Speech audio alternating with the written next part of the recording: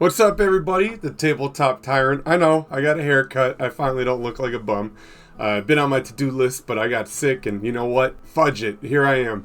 So, the Lizardmen army breakdown. This has been a very long time coming.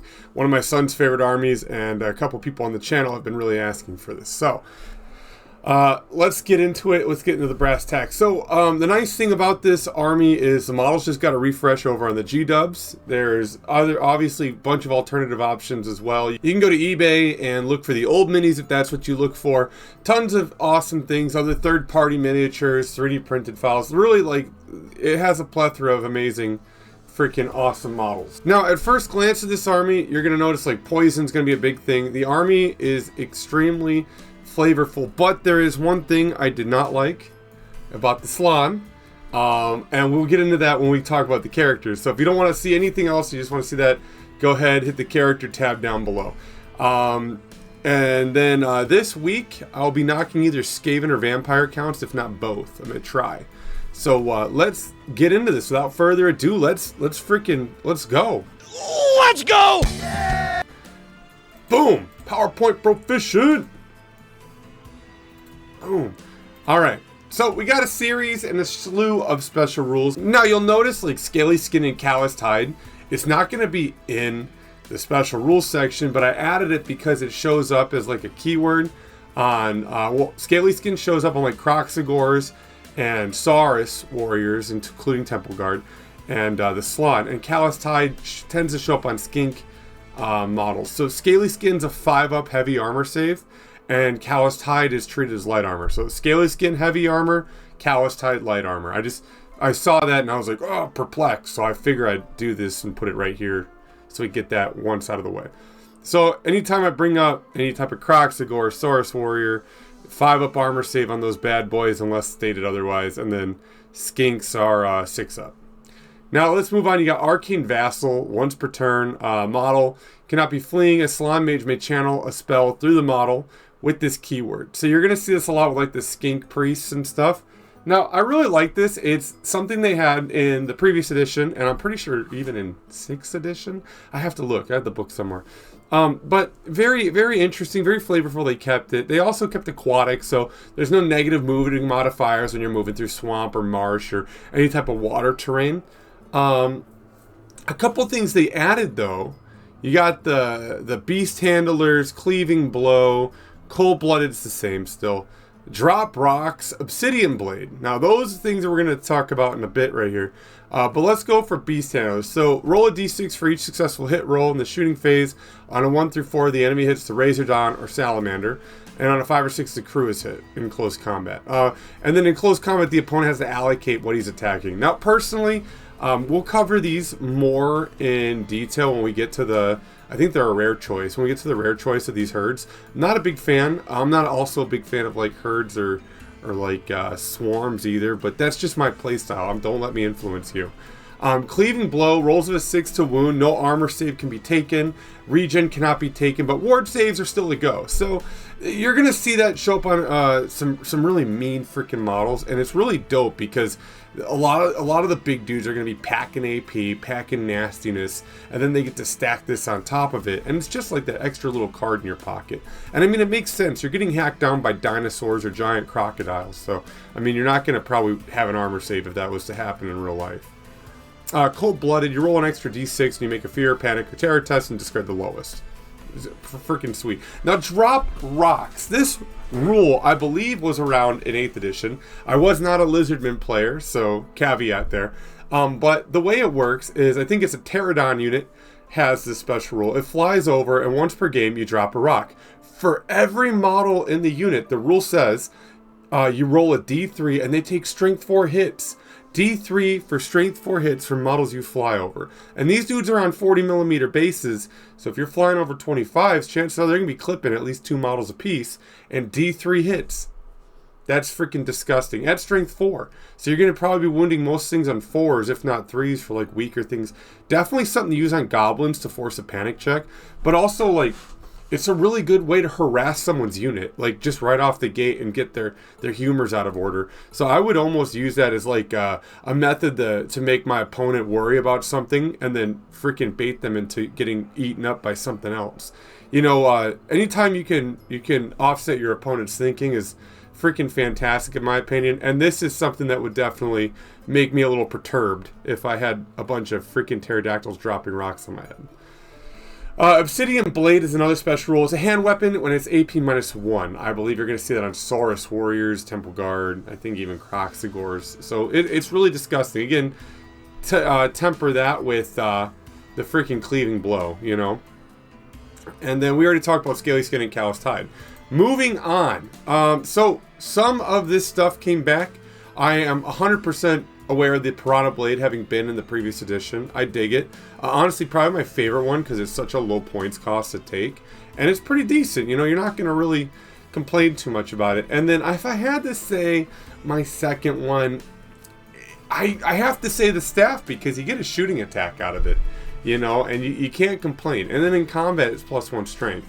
We'll get into the rest of these. So the Blade of the Revered Tizunki. If I mispronounce this, I am not fluent in whatever the Lizardmen speak, so you're going to have to cut me some slack on this. So it's 65 points, strength +1. Now you do gain magical attacks.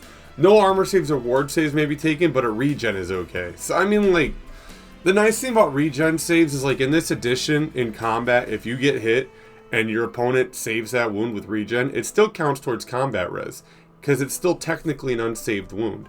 So I think that that's pretty cool. I like that they do that now. Again, it's okay. 65 points to me is a bit steep for just strength +1, no armor or ward saves. You're really banking on hitting all your attacks, and I can't tell you how many times I've taken a weapon similar to this and just whiffed all my attacks and got the tar beaten out of me in a challenge. It happens. So 65 points a bit steep, doesn't leave a lot of room for other stuff, but it's up to you. That's just my opinion.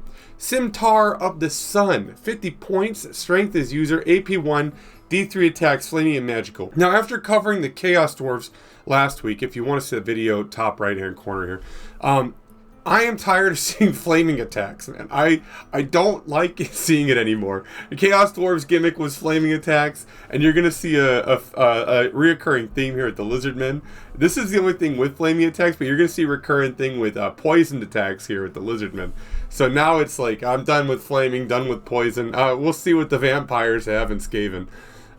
Staff of the Lost Sun, like I said, it's range 12, strength 4, AP -3, magical attacks, and D3 multiple shots. I dig it. And then close combat is +1 strength, and then it requires 2 hands, so you're not going to be wielding a shield or any of that. But hey, you know what? Nothing against that. Now, the Piranha Blade. Personally, I would take that on a Scar Veteran, maybe on Cold One. There's a magical item that will get rid of stupidity on his Cold One, and I would put the Piranha Blade on him because for 35 points, strength is user, AP1, magical attacks, which is always a bonus, and multiple wounds too. So it does 2 wounds per pop. You know, you're going to be getting in some of those attacks. I believe they're 4 attacks base on the Veteran. So you're going to be able to tie in with like a low-level character and just punish him. If 2 wounds go through and he fails 2 saves, he's gone.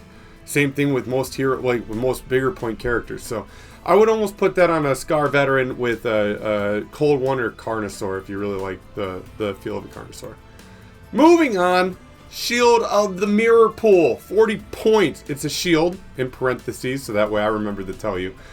For every wound the bearer loses to a magic missile, the caster also suffers a strength 5 AP2 hit. In my opinion, I don't like items like this because it's like a gotcha rule. Like, you're going to tell us I took the Shield of the Mirror Pool, and then if they don't ask what it is, they're just going to maybe cast a spell, and then you're going to get a good gotcha.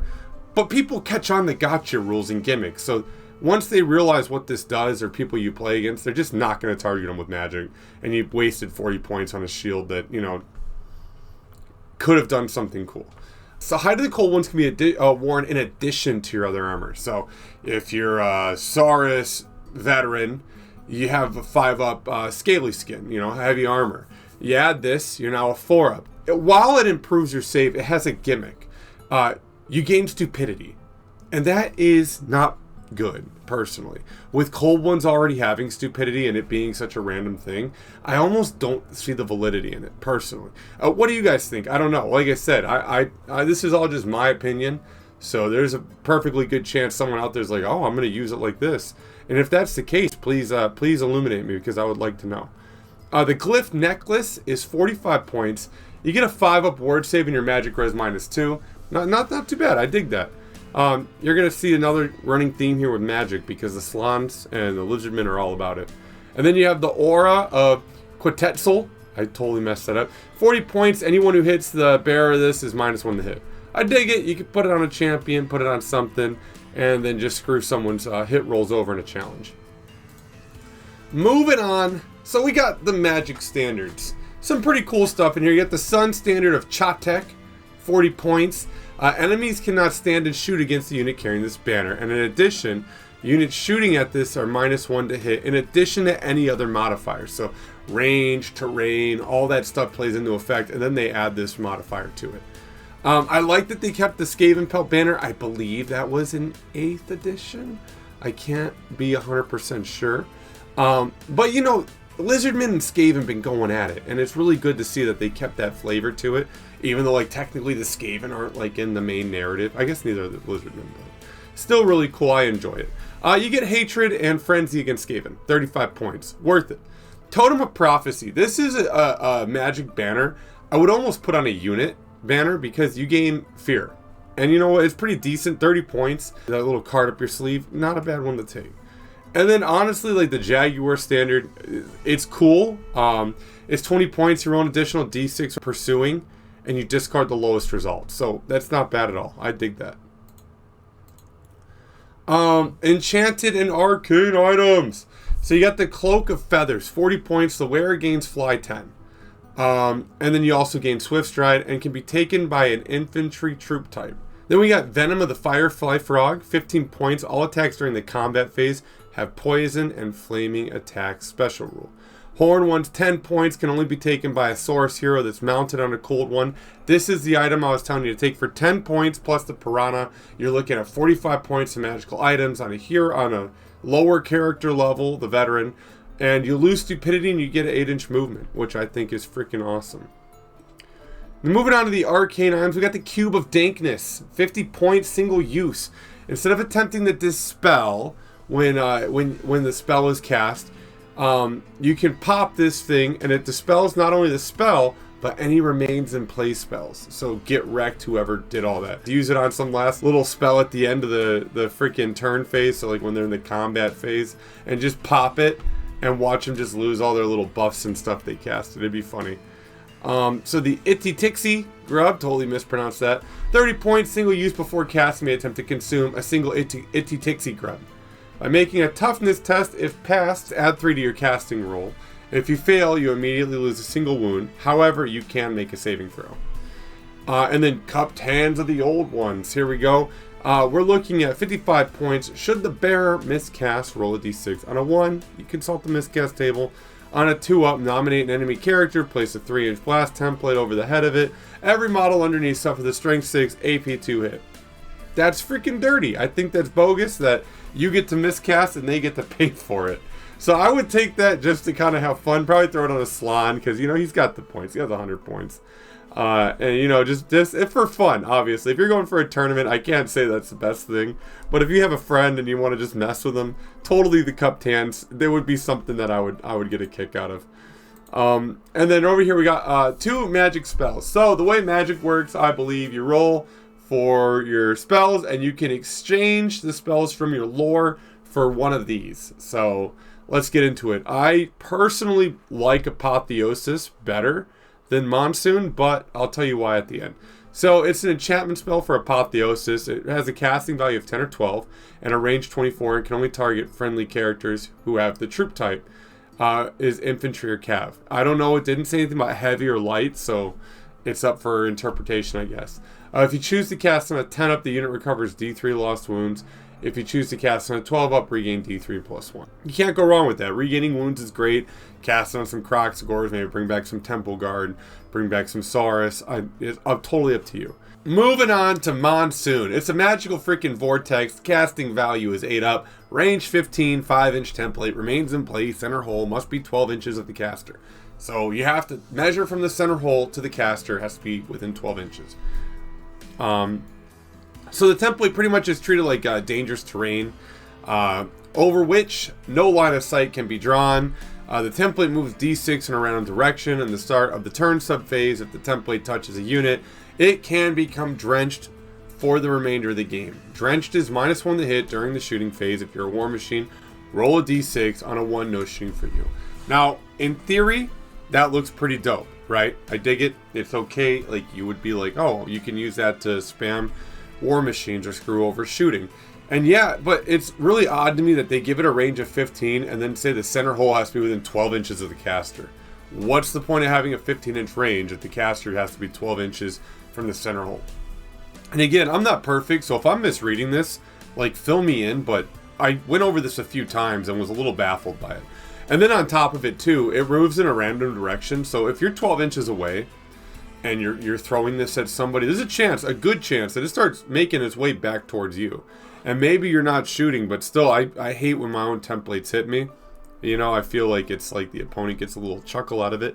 You know, so for me, it just wouldn't be something I personally take, given the fact that it has to be 12 inches from the caster, putting some of your units potentially in jeopardy. And if you really want to get it in on the war machines, that means the caster, even if you channel through a skink, has to be 12 inches away from the war machine, which I don't feel like is going to be something you go through all the time. To me, not something I would take. I would take Apotheosis over Monsoon, but you're probably better off just sticking to the regular battle magic in the back of the rulebook. Now let's continue. So they have a really funky thing called the Disciplines of the Old Ones. A Slaanesh mage may purchase a single one of these. You have Higher State of Mind, Becalming Cogitation, Wandering Deliberations, Transcending Healing, Sorcerous Void, Harrowing Scrutiny, and the Soul of Stone. Someone give that back to Rogol Dorn. So anyways, let's continue. Higher State of Mind, 60 points. Again, Ethereal special rule. Pretty cool to put on your Slaanesh, considering that they're not going to be joining Temple Guard because they can fly. Maybe that's a good thing. Maybe you want that. Becalming Cogitation, 50 points once per turn. Reroll on a d6 and add 3 inches when making a dispel attempt. I don't know. I mean, 50 points. That's a lot to pay for that.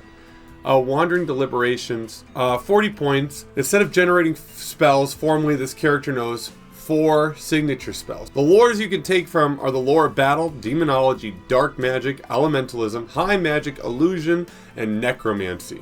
You may swap one spell for a spell from the lore Illustria, which were the ones we just covered. You know, Transcending Healing seems like one I would take. It's a regen 5 up for 35 points.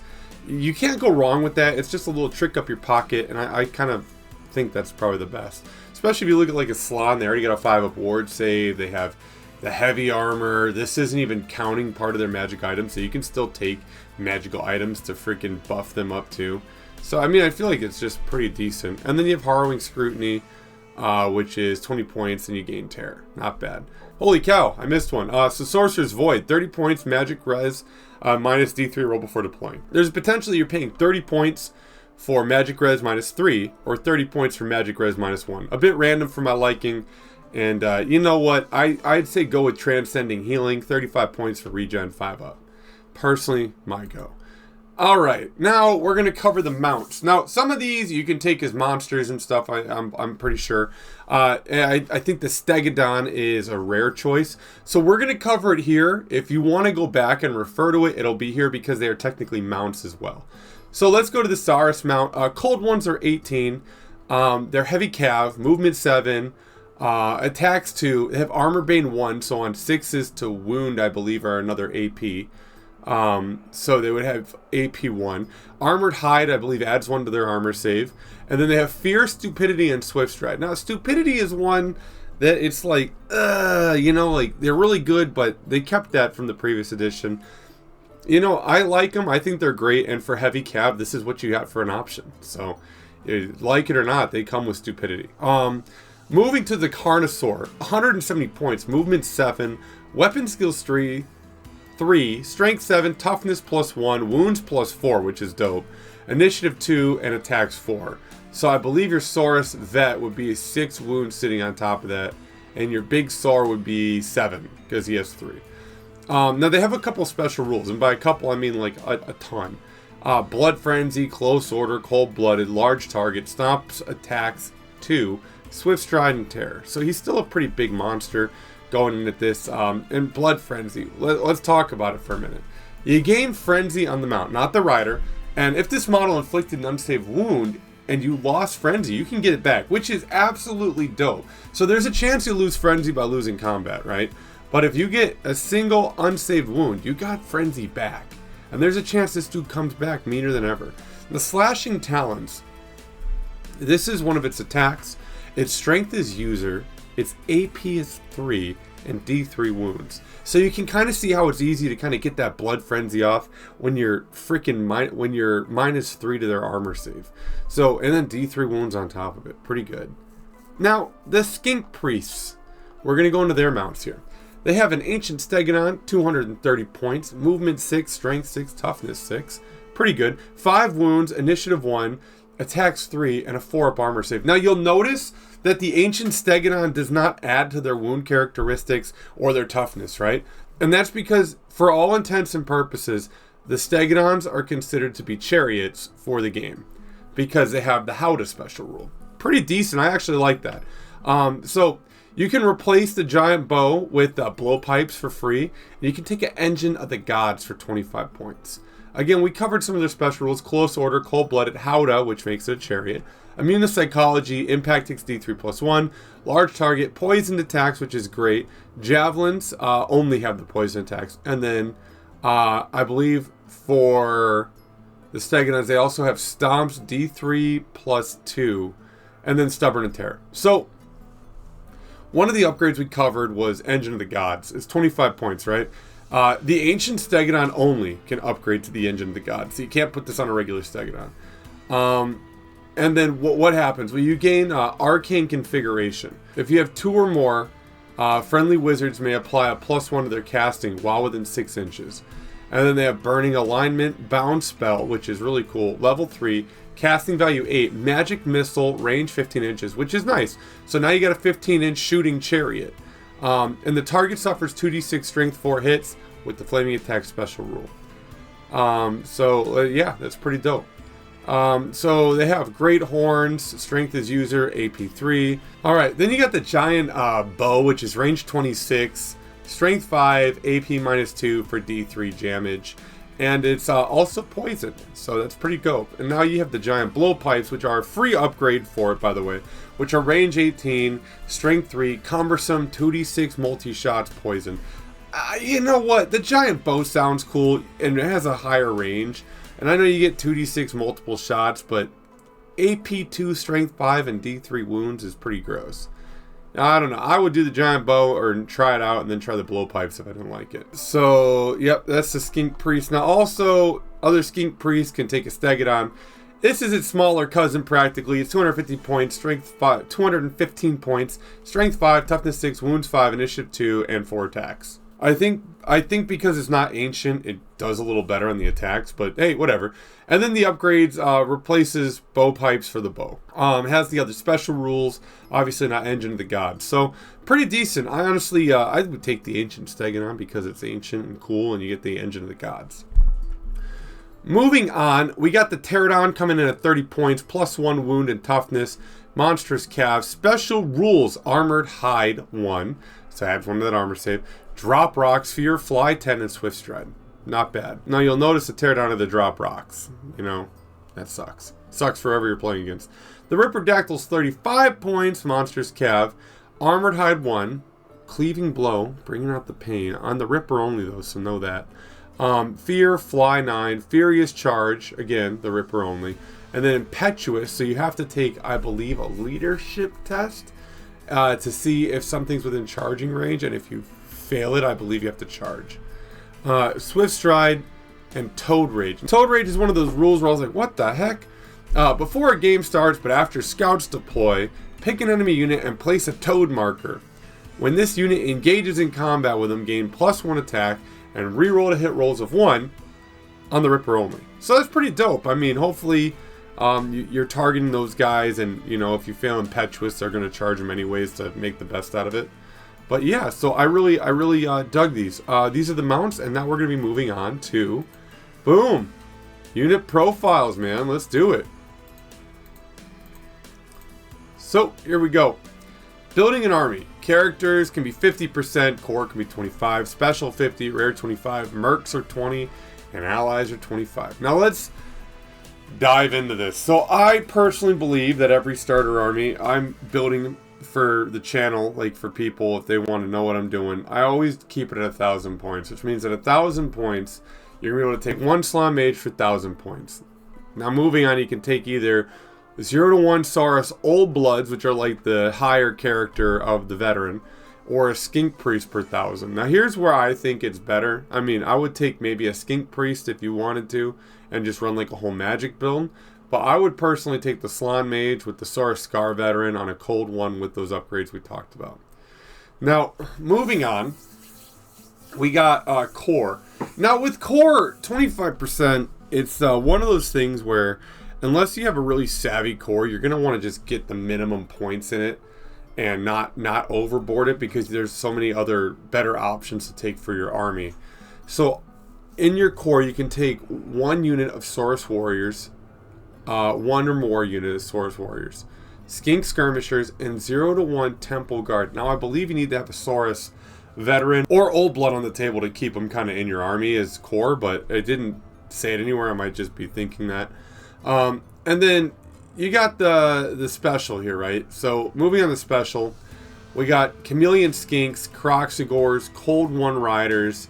You can take 0 to 1 Pterodon Riders per Skink Hero, 0 to 1 Ripper Dactyls per Skink Hero, and 0 to 2 Bastillodons per 1k. Now it's interesting that they locked the Pterodon and Ripper Dactyl behind the Skink Hero. So if you want to be able to drop those rocks in the Pterodon unit, you have to take a Skink Hero.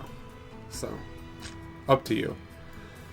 Rare 0 to 1 Salamander pack or Razordon pack per 1,000, or you can take 0 to 1 Stegodon or Troglodon per 1,000 points. We're going to get into these when we hit rare. Allies are high elves. Now here is like the most interesting part for me about the Lizardmen. Your BSBs, a Slan Mage Priest, Saurus Vet, Skink Chief, may be upgraded to a BSB for 25 points. A Slan Mage can not only be your BSB, but can also be your general.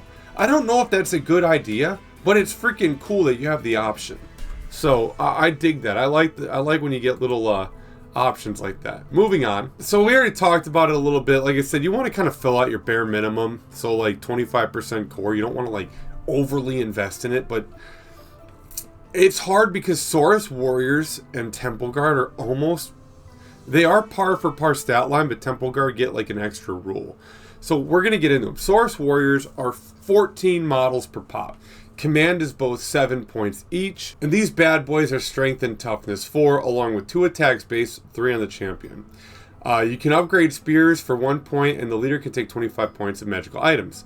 And then 0 to 1 unit per 1,000 points may have the shield wall special rule. That's pretty cool. I like that they limited it to 1,000 points so people can't just spam this.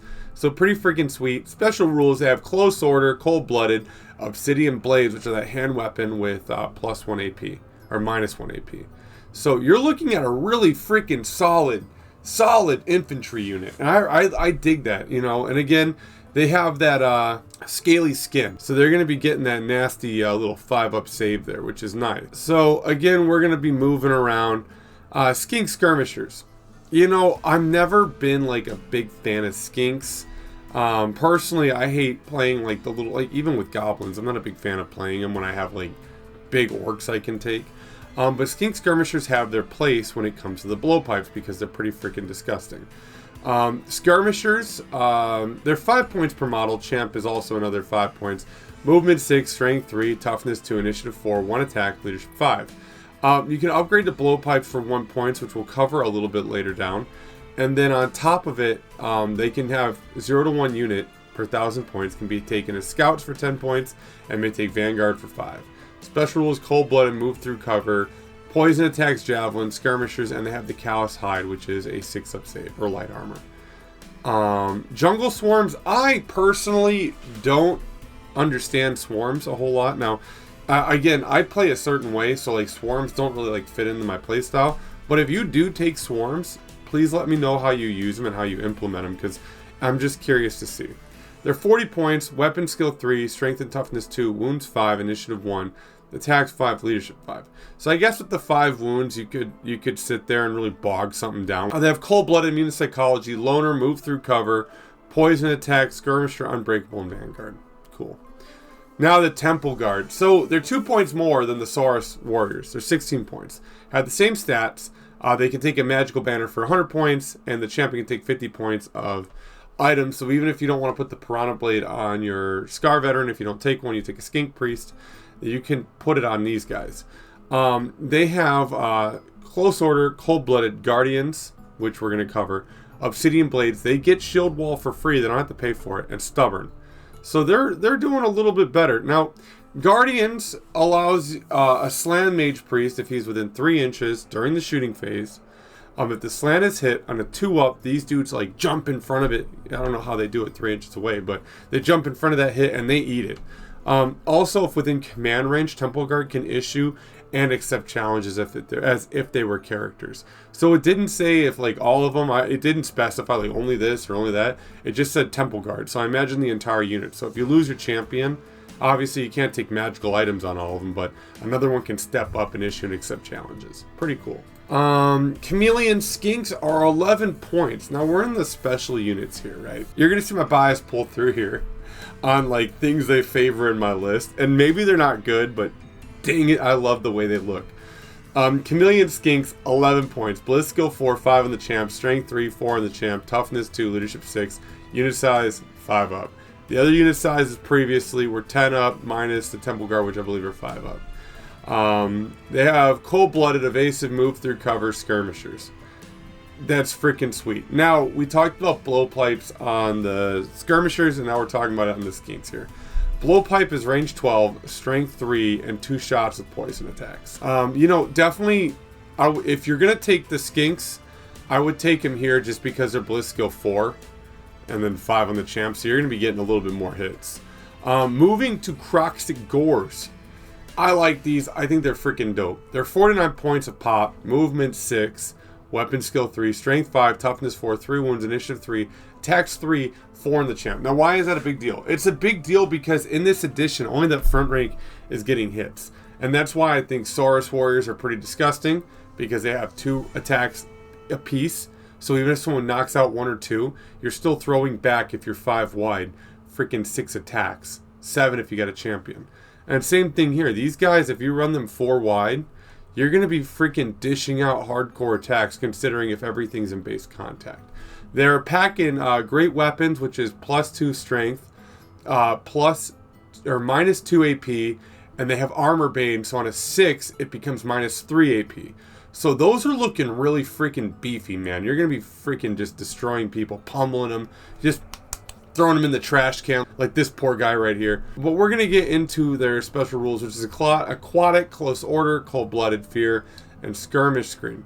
What is skirmish screen? They can draw a line of sight through a unit of skinks, and I think they can kind of make a move around if they're in skirmisher mode. The rule was odd. The rule was an odd one to read. I wasn't a big fan of trying to understand it because it was just like a big word soup. Essentially, it said you could draw a line of sight through skinks, and they could make way an additional 1 inch apart. Cold 1 routers are 34 points of pop. Movement 7, strength and toughness 4, initiative 2, attacks 2, 3 on the champ, and leadership 8. Command is 7 points of pop. You can pay drilled 2 points per model, which is pretty dope. And a magic standard of 50 points, and you can have a pack leader who can take 25 points of magical items. Now they have special rule, armor bane 1, cold ones only. So again, armor bane on a 6, they're freaking AP minus 1 AP. Armored hide 1, so they add that 1 to the armor save. Close order, cold-blooded, fear, obsidian blade. So again, pairing up that obsidian blade with the Saurus warrior. Stupidity and swift stride. And again, Obsidian Blade, remember, that's -1 AP, which is freaking gross. And Swift Stride, so that's good. Stupidity on a leadership 8, I mean, let's just be honest how it is. It wouldn't deter me from running cold ones. As a matter of fact, I would run them in my 1,000-point list. But you have to know that going into it, that they're probably going to suffer from that stupidity. Pterodon Riders, Weapon Skill 2, Bliss Skill 3, Strength and Toughness 3, Wounds 2, Initiative 4, Attack 1, Leadership 5. 32 points per pop, 6 points for a champion, and unit size is a 3 minimum. Now, where it shoots you in the foot is you have to have a skink hero to take these. I personally don't see the point in a smaller list. In a bigger list, absolutely. But in a 1,000-point list, I would not probably worry about these a whole lot. I mean, dropping boulders is cool, but again, like, how much better is it from taking something like Croxagores where they have 9 wounds? I mean, obviously the points are different, but in 1,000 points, you got a finite amount of resources to work with, and I wouldn't bother myself with a skink. I would just take a slot and maybe a veteran. Same thing with the Ripperdactyl. Again, we covered these guys in the mounts. Again, what shoots them in the foot, it's having to take that skink priest personally. Now, that's just my opinion. Bastillodon, we haven't covered these yet. Let's go into them. So the Bastillodon, it's on 60 by 100. It's a big boy. Also, anytime I can take something that looks like a legit dinosaur, I'm going to probably do it. 160 points, movement 4, weapon skill 3, 2 on the crew. Bliss skill 3, strength 4, 3 on the crew, toughness 5, 4 wounds, and initiative 1, 4 on the crew. Leadership 6 and a monstrous creature. So here's where it gets freaking mean. You can replace its Arc of Sotek with a solar engine for 15 points. You can add a 4th skink crew for 5 points. I wouldn't worry about that personally. And then we're going to jump into its special rules right fast before going into some of its other stuff. You have Close Order, Cold-Blooded, Immune to Psychology, Impact it's D3, Impervious, Defense, Large Target, Poison Attacks, Javelin only obviously. Stomp is D3 plus 1, Stubborn and Terror. So it has Terror, Stubborn, and D3 plus 1 Stomp. Pretty freaking gross, along with Impact hits. Now, Impervious Defense, right? Enemy units cannot claim bonuses against its flank or rear. How freaking mean is that? It don't give a crap. So, tell that to the Endo Rex in Jurassic World here. Art of Sotek gains the following rules. Slithering Serpent, Spawn of Sotek. So whether you take the freaking Solar Engine or you take the Art of Sotek, there's a couple slew of special rules. Each one comes with 2. So the Art of Sotek gains Slithering Serpent and Spawn of Sotek. Slithering Serpent, during command subphase, every unit within D6 suffers 2d6 strength 2 hits. That's cool, kind of weak, probably not going to do a whole lot. Really good chance you roll 3 attacks, 2 attacks, and then still a strength 2 hit. Not going to be wounding anything crazy. Then you have Spawn of Sotek. During the command subphase, roll a d6 on a 4-up, a single jungle swarm regains d3 wounds. Weak sauce. Who needs that? We don't care about the jungle swarms up in this channel. So get that out of here. Throw it in the trash. Now the Solar Engine is okay. You know what? I'm not going to lie. I think it's dope. You get the following rules. Solar Radiance and Beam of Chatek. So Solar Radiance, while within 6 inches with cold-blooded units, they gain +1 initiative. So that's really great. If you can notice, a ton of stuff had cold-blooded. And then you have the Beam of Chatek. Magic Missile, casting value 9. Range 24, and the target suffers 3d3, strength 5, AP 2 hits, which are flaming attacks. So, freaking way better. 15 points, Beam of Chatek, take it, it's mean. And then also there's Thunderous Bludgeon, which I believe is its tail. I don't want to speak ahead of myself here, but its strength is user, AP -3, and always strikes last. So get wrecked if you get hit by that thing. Now moving on to the rare. The rare is like, how do I put it? The Salamander and Razordon pack are on like the freaking bottom tier. And then you have such freaking boss models like the Stegodon and Troglodon. So it's like, you can either go severely boo-boo, in my opinion, or go freaking awesome. Now, I have my gripes with the packs. I'm not a big fan of them. I don't like them. I think the Troglodon and the Stegodon are points better spent in your rare than wasting anything on the Salamander or Razordon pack. Now, it might be a thematic thing. You might like the way it looked. You might have your own way of playing with it. But for me, after reading the Troglodon, I was freaking sold. So let's dive into it. Salamander pack. You're going to see a reoccurring theme here. I'll cover it in the Salamander pack and then just glance over on the Razordon. Salamander pack's movement 6, weapon skill 3, bliss skill 3, strength 5, toughness 4, wounds 3, initiative 4, and 2 attacks. It's 75 points per salamander, and for every salamander you need to have 3 skinks, and the skinks have the same skink profile as we've been discussing. So, you know, they have the special rules: aquatic beast handlers, cold-blooded fear, skirmishers. Scaly skin on the beast, calloused hide on the skink. So 5 up, heavy armor, and then 6 up, freaking light armor. Now they have a template weapon, which is fire breath, strength 4, AP -1, flaming attacks. That's cool. The fact that on a 1 through 4, your skink dude eats it, and a 5 or 6, the salamander or Razordon eats it. That's what the beast thing does. You know, to each their own. Now the Razordon, it's a bit similar in stats. Instead of it being freaking 75 points, it's 60. It doesn't get a template. However, it gets Wicked Claws, Strength is user AP2, Razor Barbs, Range 18, Strength 4, AP -1, Move and Shoot, D3 multiple wounds, and Quick Shot. Yeah, that's okay. Again, it's hard for me to justify when you look at you're paying 15 points for 3 skinks, and then on top of it another 60 points for your Razordon, because there has to be 3 skinks per Razordon. So you're paying essentially, you know, freaking 75 points for an extra Razordon and 3 skinks.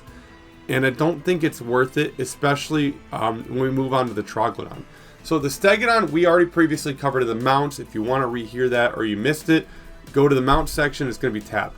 But the Troglodon, this thing is like freaking, in my opinion, just mean as hell. Yep, it's 200 points. It's movement 7, weapon skill 3, ballistic skill 3, strength 5, toughness 5, wounds 5, initiative 2, attacks 3, leadership 8, and monsters creature. Now, he's also being ridden by a skink oracle who has a skink profile. You know, he's strength 3 though, and doing pretty good, 1 attack, weapon skill 2. Now the skink oracle is a level 1 wizard. So in a rare choice, you can buy yourself a nice little wizard, and that's what I think is dope about it, is you get a wizard and a rare choice. Now, every skink oracle knows spells from one of the following lores. The lore of battle magic or illusion. It has weapons as well. So the Troglodon itself, I think, is better than this, obviously better than the skink oracle. But here's why. It has venomous talents. Strength is user, AP -2, poison attacks. Venomous spray, which is a breath template. Strength 3, AP 1. Wounds always wound on a 5 up regardless of enemy toughness. Special rules for the little dude. Arcane Vassal. Now this is why I think it's unique. You can have this rare choice with a level 1 wizard on a Troglodon who's rolling around by himself. And he can potentially be casted through by the Salon Mage to use him as range. And I think that makes this even nastier because he is on his own. He's roaming around in the field, going around. He's going to be trying to look for combat, look for flanks, look for any type of weakness that he can gauge on your opponent. And then on top of it, you can start casting spells through him. And all that just for a rare choice. So if you want to just run all magic and run Skink Priest and Salon Mage and then run this dude, run 2 of them in a freaking 2,000 point army, you can just spam the board with magic, which is like a really beautiful synergy. You know, something which I think the Troglodon absolutely allows you to do. Now, and then look at even the Stegodon. When you look at the Stegodon, you look at the ancient one, you take that for a Skink Priest, you can upgrade that to the Engine of the Gods and get more nonsense out of it. So you're just really, with the Lizardmen, you really have access to just really wonderful synergies that either allow you to really go like melee and magic build, or allows you to just go straight in the magic and just start blasting people like it's Dark Souls 1, man. Now, here is where it gets me going pretty good. Primeval Roar. Once per game in the command subphase, right? This model may unleash its savagery by taking a leadership check. If passed, all friendly units within 7 inches gain Furious Charge. This only applies to Lizardmen, not your allies. pretty freaking beast. So, the Troglodon's winning for me. I don't know what to tell you. Boom. We don't have any named heroes. We don't have any named lords. Now, moving on. A Salon Mage Priest. It cannot join a unit unless it has the fly special rule. Now, before, people used to put him in the temple guard. He used to go like in the middle. It looked kind of cool. Now it doesn't seem like that's the case. And I looked it up in the rule book. The fly rule, he can't join anything else unless it has fly. Now, if I'm somehow missing something where he can still join the temple guard, or he can still do his old thing where he hides behind the first rank, let me know, but I didn't see it. So for now, in terms of like this video, we're going to go as if he cannot join that unit because they don't have the fly special rule. Now, that doesn't make it any slouch. These Salon Mage Priests are freaking disgusting. You're looking at 285 points, weapon skill 2, blitz skill 3, strength 3, toughness 4, 5 wounds, initiative 2, attacks 1, and leadership 9. Now what you're saying, but Tyrant, those stats are weak. You're not taking them for the stats, my man. You're taking them for the magic. Because if this dude's in combat, you deserve what's going to come to you. He's probably going to get the crap smacked out of him. Now, what lore can he choose from? He can choose from the lore of battle magic, elementalism, high magic, illusion, necromancy, and he's straight up a level 4 wizard. You're not paying to upgrade that. He comes stock level 4. You can upgrade him to a BSB for 25 points, and he can take any banner with any amount of points. It doesn't affect him. He can take one single discipline of the old ones, which we talked about, 35 points, regen, looking pretty sexy. Magic items up to 100 points, which is pretty good. A lot of good stuff in the main rule book. Some of the stuff in here is pretty okay. I would probably go to the main rule book and kit him out that way. And now, coming here, we have the Saurus Old Blood / Scarvet. So, the Scarvet's going to be one off when it comes to weapon skill and wounds and attacks. So, the Old Blood is movement 4, weapon skill 6, the veterans 5, strength and toughness 5 for both, wounds 3, 2 on the vet, initiative 3, 5 attacks on the Old Blood, 4 on the vet, leadership 8, 140 points base for the Old Blood, 90 for the vet. So for the vet, you're paying 90 points, 18 for the cold one. So you're sitting there at 108 points, plus 45 points for upgrades. It's looking pretty good, and you're getting a pretty beefy dude. So those 4 attacks, because the Piranha Blade now become a potential to dish out 8 damage. He comes with a hand weapon and scaly skin, which, as we covered, counts as heavy armor. And you may take one of the following. You can take an additional hand weapon, 3 points, cavalry spear if mounted for 4 points, great weapon for 4 points, halberd for 3, shield for 2. It can be mounted on a cold one and or Carnosaur as covered previously. A Saurus Old Blood may purchase magic items up to 100, which then means the veteran can purchase up to 50 points of magic items. And they have some special rules. Cold-Blooded, Furious Charge, Obsidian Blades, and Rallying Cry. Pretty dope stuff, pretty awesome. I personally recommend the veteran, dude. 100% of the time, I would take a vet. He's cheap. You can kit him out in an old one. You can put him in a unit of old ones. You can get rid of his old one stupidity if you don't want to put him in a unit. Good stuff. Now moving on to the Skink Priest and Chief. Now they're not the same, but they're wrapped into the same profile. So we're going to cover them kind of both the same. So it's movement 6, weapon skill 2 for the Priest, 4 for the Chief. Blitz skill 3 for the Priest, 5 for the Chief, strength 3, 4 for the Chief, toughness 2 for the Priest, freaking toughness 3 for the Chief.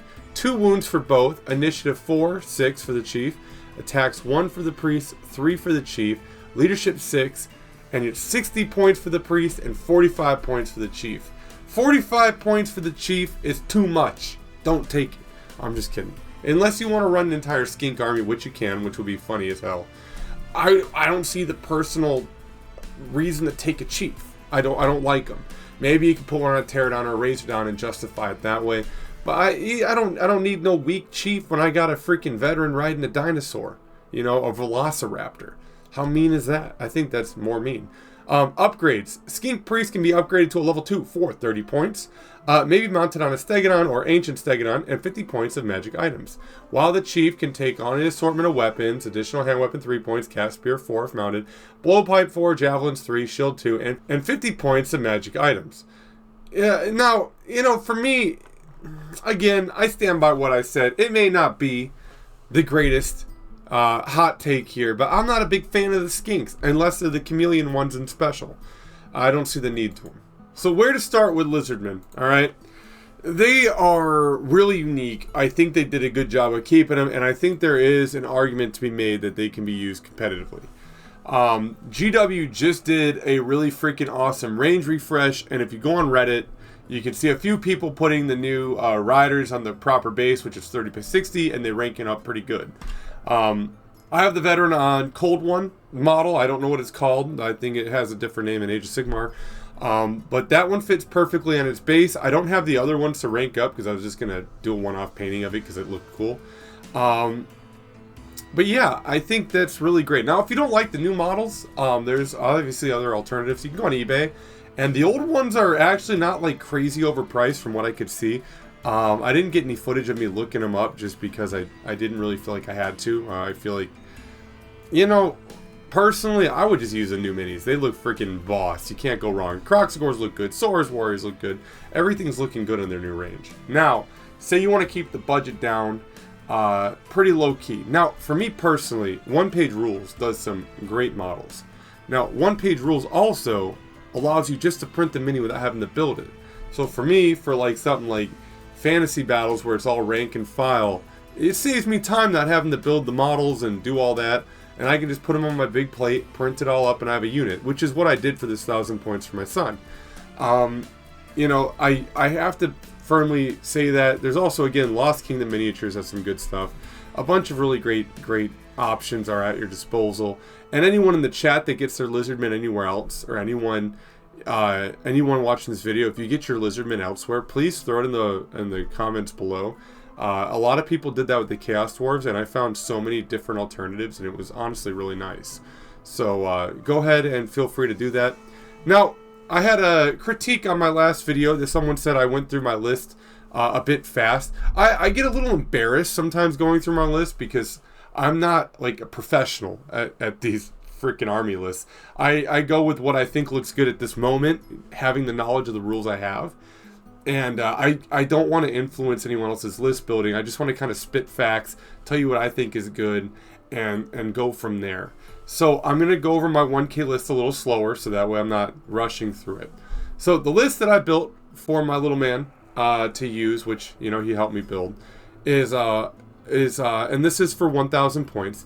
He's taking a Slann Mage, a Saurus Vet on Cold One, 15 Temple Guards with command for his core, 5 Cold Ones full command, and 3 Croxagores. And there's about enough points to run the Piranha Blade on the Saurus Vet, but I didn't want to chew up your points. You can see how you want to kit your stuff out. So going on to my ideal units for an army, Stegodons seem really boss. The fact that you can take 0 to 2 is nice. The fact that you can then capitalize on that with your Skink Priest and take another Stegodon, Ancient Stegodon with the Engine of the Gods is really disgusting. The Troglodon to me is going to be MVP in your army.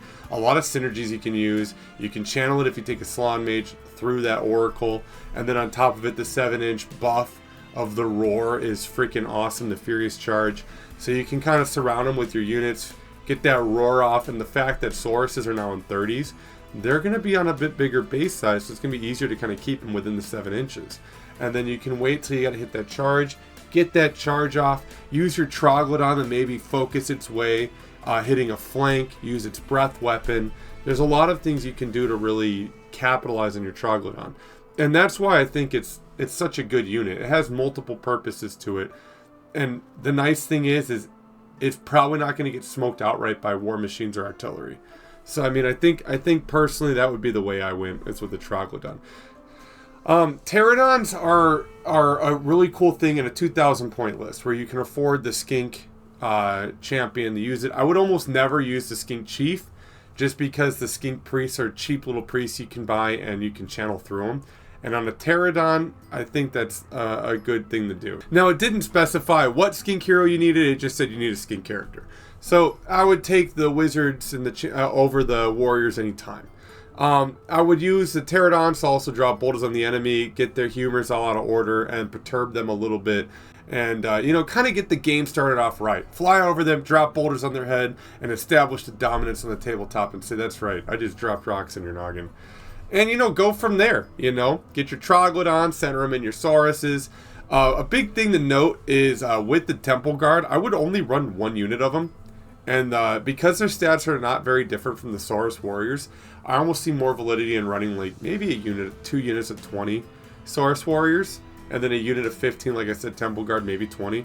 Only because if you do run the Salon, which I firmly believe you should, just because of the way he's able to channel, you're able to put that Salon next to those Temple Guard. They can eat the wounds that are coming in at them. You give them that little discipline of the old ones with the 5-up regen.